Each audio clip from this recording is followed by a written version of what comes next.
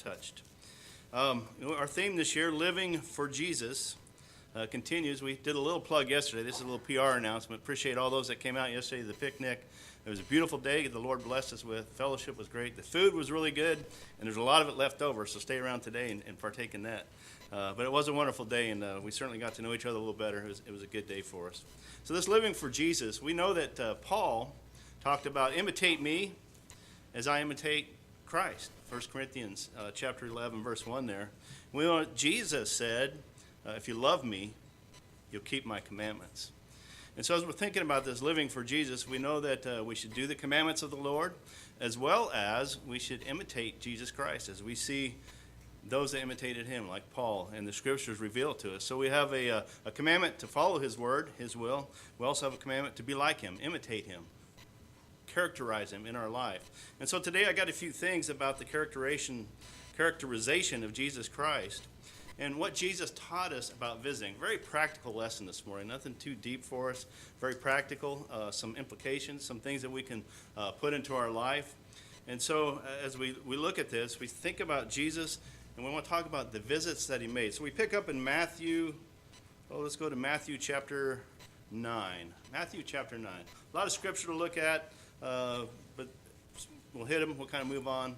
Won't take much time with it. But Matthew chapter 9, picking up there at verse 18, we see that he was speaking to man while he spoke these things. A ruler, it's Jairus, he came to him and says, look, my daughter has just died, but come and lay your hand on her, and she will live. What great faith. They'll come seek out the Lord. Look, my daughter's died. Come lay your hand on her. So Jesus agrees to do this. And on the way there, can you imagine this, though? You want Jesus to kind of hurry up and get there to this situation. On the way there, a woman touches the garment, and he has to deal with that miracle as well. But as they get down to verse 23, Jesus came into the ruler's house and saw the flute players and the noisy crowd wailing. You know, they would actually buy people to come and mourn, right? They were paid to come and play their instruments and make the noise, sing sad songs, make mourning sounds.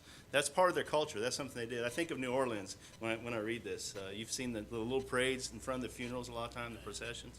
That's what's going on here. So these people have come in like their custom had, and they were playing their instruments, they're singing, they're mourning, they're making the sounds. So Jesus comes in and recognizes that. What does he say? Hey, make room, for the girl is not dead, but sleeping. Isn't it wonderful to know that when Jesus looks at us, he knows that we're never dead? He knows he can see our spirit from this life to that life. Now, yeah, per our standards on this side of eternity, that's considered dead, right? When the spirit leaves the body, the heart pump stops working, we declare ourselves dead. But she's not dead, so he's making a point. He knows he's soon to resurrect her here. And so what do? They just like everybody that would take advantage of Jesus. They mock him. They not persecute him, but they ridiculed him, is the word. They mock him. They ridicule him, put him outside. So he gets rid of the crowd, and when they're outside, he went and took her by the hand. The girl arose, and the report of this event went out to all the land. We could spend a lot of time talking about this miracle. It's a beautiful miracle, and we can be encouraged it. But this morning I want to focus on the visits of Jesus. So what do we learn from this visit? We learn that we should visit those that are grieving. Those that have suffered a loss, and they're in that deep emotional state. And the Lord paid a visit. He comes and he deals with this. So here he is in a congregation of, I don't care if it's this size or one of them 400 or multi-mega congregations. There are people at some phase grieving. There's somebody in here today that's grieving over the loss of something at some point. Near, it could have been a distant back, but it's going on. And so we take that into heart. We put that in the mind, right? And so we're not to live in this world forever. You know, it's appointed unto us once to die. We know that. It's a promise, and we see it every day. And if you wanted to really dig into it, you can see it every minute of every day, but there's no sense in going there. But it's a reality. We don't like to face that reality, but and so in this inner circle, when someone, let's say a lady has just lost her husband, and she's grieving, right? It's a difficult loss. In this case with Jairus, this is his daughter. Our children just aren't supposed to die before us. That's the rule that we put out there, right? So here's some deep grieving, and Jesus went and visited. Ecclesiastes, Solomon writes there in chapter 7, verse 2, it's better to visit the house of the mourning, right, than the house of the feasting.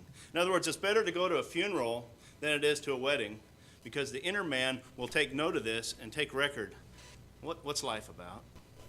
What happens after this? And so you come away with a deeper thought about what am I here for?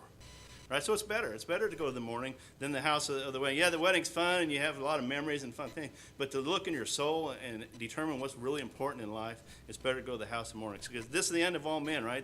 They lay this to their heart. And so we don't like to think about death. It's something that's in the distant for most of us. And I talk about this a lot. The little ones don't understand. They're always invincible. People don't make wills, right? They're scared to go write their will thinking maybe that's a death sentence. But it's something we should probably do and prepare for, right, if we're going to be prepared. But it is appointed to us all, and it helps those that are in need. So when those that are grieving and they face something critical, like a woman that has lost her husband, what do we do in this case? Well, before the funeral, right, there's those that are close that may go out and help, may go out and assist, visit with them. I'm sorry for this. Can I help go to the funeral home and make arrangements? The church is really good. They come together, prepare meals because family's coming in. So we have those kind of events taking place, right? And then we have Romans 12:15. We need to weep with those who weep. And so we go and visit them after the funeral. But you got to keep in mind when people are grieving, it may be a day, it may be a week, it may be a year, and it may be years. There's no statistic for it. It's to the individual how much grieving takes place. The same relative, someone may grieve just a few days and they're up and strong again, and someone's still grieving over it a year later. And so we've got to keep that in mind after the funeral and after the grieving, that we still need to go out and check on and say, hey, how's things going? You know, maybe one of the widows or a lady of the congregation that could relate to this, go and visit them, have a cup of coffee, sit down and talk for a couple hours, say, tell me, what's on your mind, what's on your heart, and let them express. And so when people are grieving, we need to be mindful of that. And we see Jesus visiting the needs of those that were grieving. Deacons, young men, what can you do in this type of scenario, right? Visiting the grieving. Think about this. A lady just lost her wife. What does she need? Let's go by the house. Take our tools with us. Donovan's great at this. Take our tools with us. Some things. Knock on the door. Hey, is there some light bulbs that need changed? The toilet's leaking. Something leaking over here. Need some yard work done. These are the kind of things, that's true Christianity in its very essence, to visit. To visit is not just to knock on the door and say, how are you doing? To visit means to tend to the needs of. That's the literal meaning of visit, to tend to the needs of. And so that's Christianity in its work, right? So deacons, young men, think about that. That's Christianity. Matthew 17:12 is the guideline, do unto others as you want them to do unto you. And so we see that Jesus made that visit. Let's look over Matthew chapter 26. Really simple verse. Just one verse there that gives us the guidance. Matthew chapter 26. Verse 6. And when Jesus was in Bethany at the house of Simon the leper. In today's modern science, we kind of look over that. Not a lot of great fear, but in their culture, in that day and time, to visit a leper, lepers were isolated. Lepers were put off in their own isolation. They're separated away from family. They're put off in camps, leper camps. We can go back and go through the whole Levitical law as God was preparing the Israelites how to deal with this. And so these lepers were set off on their own, away from their families, away from friends. And so what do we see here? Jesus visiting the house of a leper. What do we learn from that? What's he teaching us in this? That we should visit the lonely and the forgotten. If you think about this, to kind of continue with our same scenario, James chapter 1, verse 27, thank you, Eric, for reading that, right? Pure religion. When we want to look and see what does it look like to show pure religion, it's visiting the widows and the fatherless, helping them in their greatest need, visiting them, tending to their needs, and keeping yourself unspotted from the world. And so in this, Jesus visiting a leper, someone that's been isolated, right? Visiting the lonely and forgotten. In our scenario, as we continue on with this thought, with this widow, think about this. Been married 30, 40, 50, 60 years, comes home to an empty house. No rustling going on. No one there to fix the things. Maybe he was the one that did all the finances for him in that situation. Maybe he's the one that fixed all the little things around the house. No one there to greet you, give you a hug and a kiss on the cheek when you come in. So here's someone that's facing loneliness. Do they need a visit during this time? Certainly do.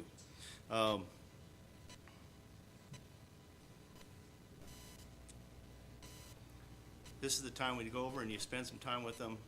give them an hour or two of your time, encouraging them. And what happens when you walk away? You both feel so much better. Have you ever been driving? Me and Susan have this little game with this. You're driving, someone pulls out in front of you. You go down a little bit further down the road, the same day, same trip. A pedestrian walks right out in front of you. You come to a four-way stop, and everybody stops, and everybody else goes before you. We kind of just look at you and say, I think we're invisible today. I think we're invisible. And that's kind of brings our thought to this. You know, are there people in this congregation that are invisible to us? You know, these chairs that are empty. Been here often in a nursing home. Health has got them where they can't come to church on a regular basis or even make it at all. Don't you think they need a visit? What would Jesus do? Jesus went to the house of a leper, and he visited the lonely, the forgotten, and he visited those that seem to be invisible to us. And so let's visit the lonely for fun. Look at the next one. Jesus visits the house of Peter and his mother-in-law. Luke chapter 4, verse 38. Let's go over there into Luke. So Jesus visiting Peter. Peter had a guest over there with him, which is his wife's mother. I guess we would call that a mother-in-law. And over there in chapter 4 and verse 38,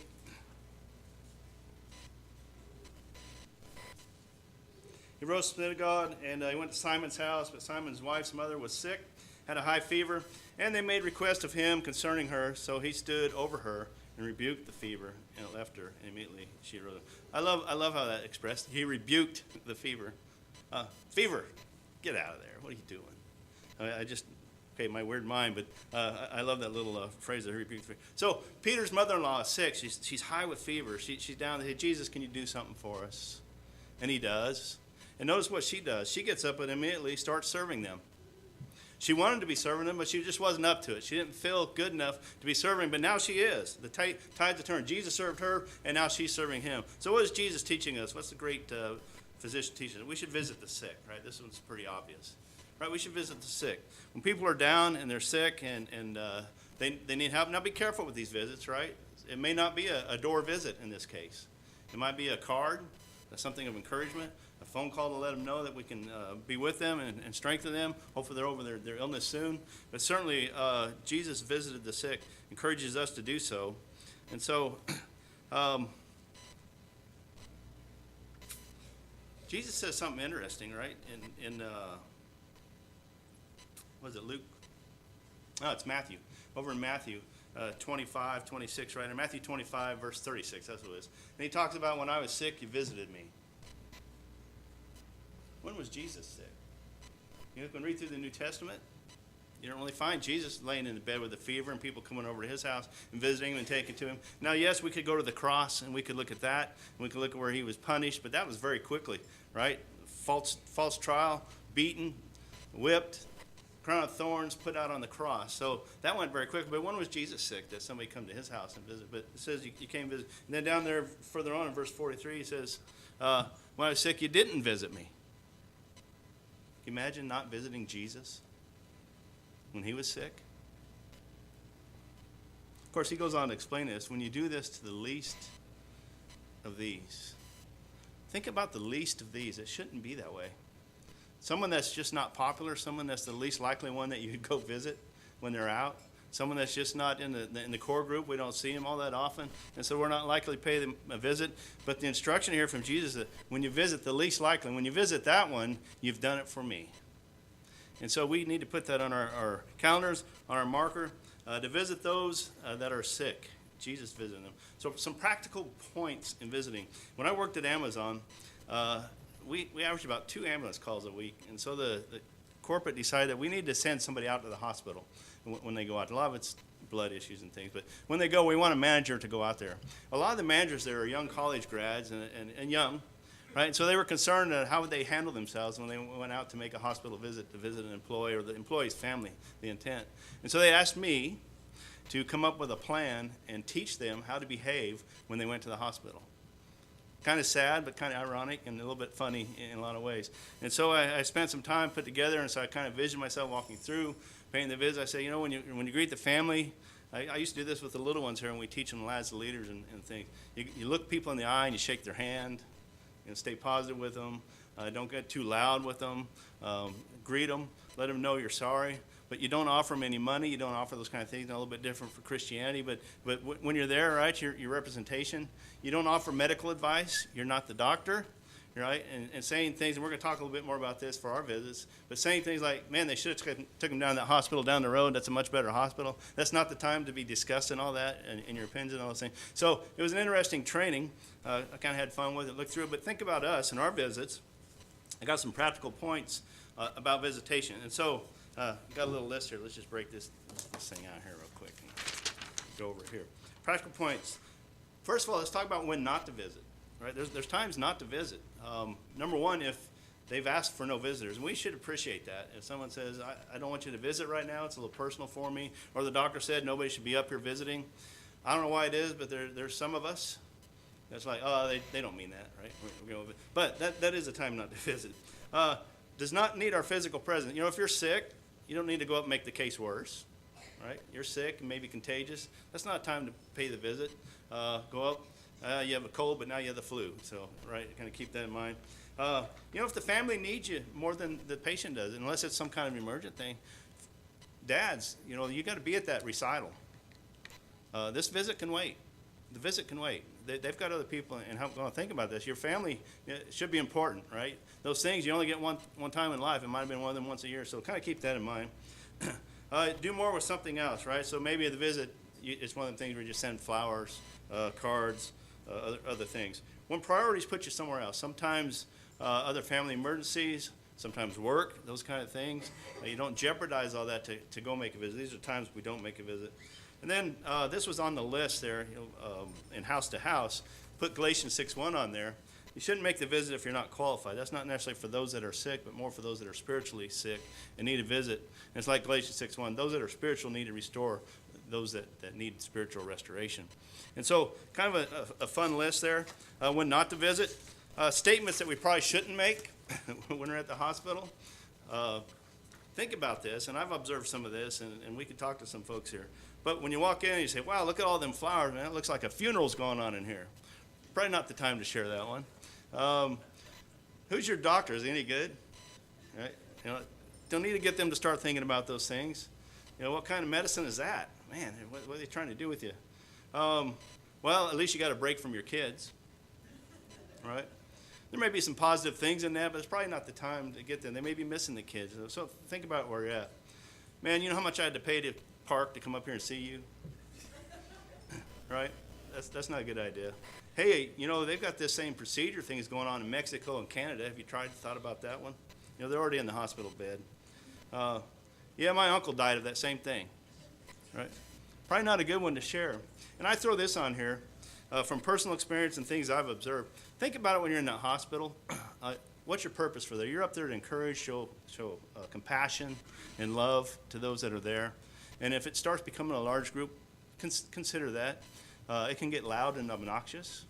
And that's not the time for siblings to get up and start fighting at the bed of the someone's in there for hypertension already, and you're going to create more of a hypertensive environment. So think about those things when you make visits. There's a lot of things to say when you visit. I got some things that would be better to say. You know, is this a good time for a visit? I'm not going to go through all that for the sake of time.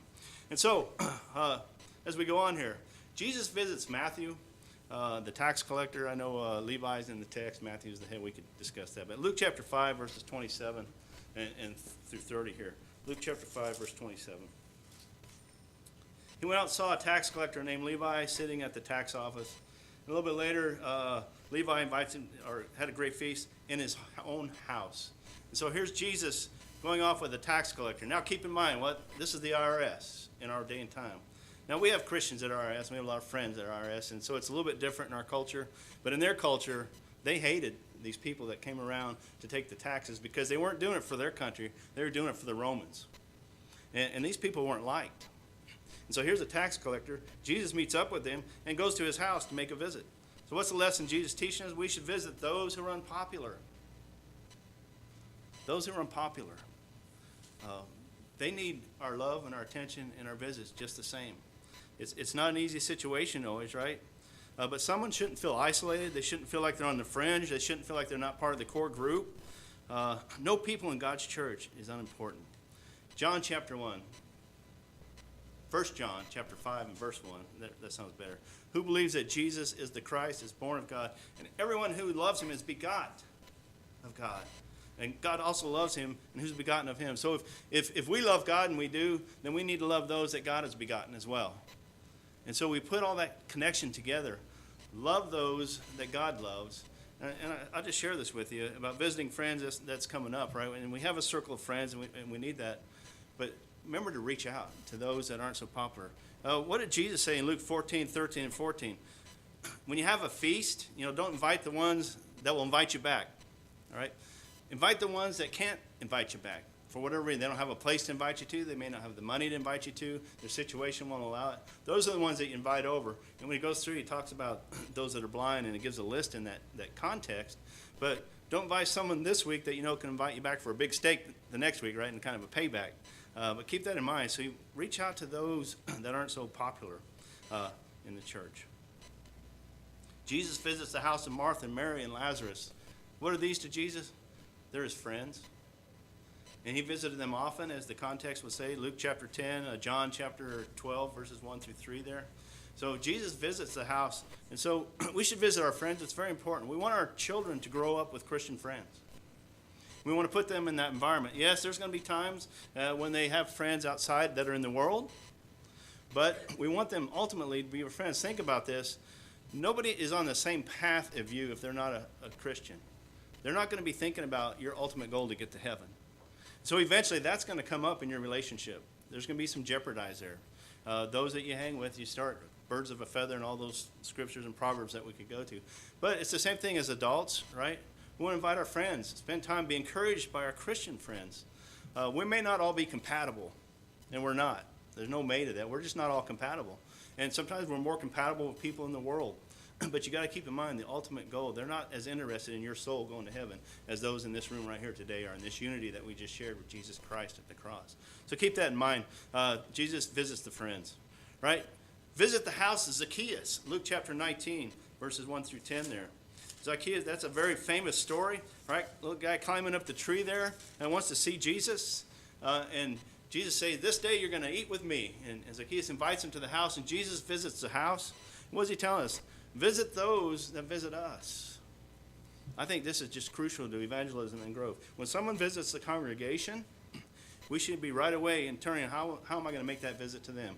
Certainly we want to reach out, make sure they want our visit, make sure they're welcome for our visit. And this could be just one of them door porch visits. You knock on the door, hey, we're glad you're there last Sunday. Here's some cookies as a reminder of our friendly. Glad that you're here. And I'll tell you what, we used to do this a lot with the teenagers. Go around, visit the visitors in the car. We have a family here that's coming as a result of that. And Clyde's sitting right here. We went and visited the Christiansons, and all that made a connection right there. We took some cookies to their door. So this is something that works. We try to think the preacher's the guy that should be out getting everybody. Statistics show that if we're going to grow, it's because the members are inviting people and befriending them and following up. So this is something for all of us, not just the deacons, elders, and preachers. But we all need to look at who the visitors are, thank them for being here and seeing what their needs are and reaching out to them. All right. Jesus visits the house of Cleopas and Simon. Think about this in Luke chapter 24. Jesus had died. He arose, and he meets these two walking on the roadway. And they're in distress. They're sad. And they're walking, and he's like, hey, what's going on? Why are you so sad?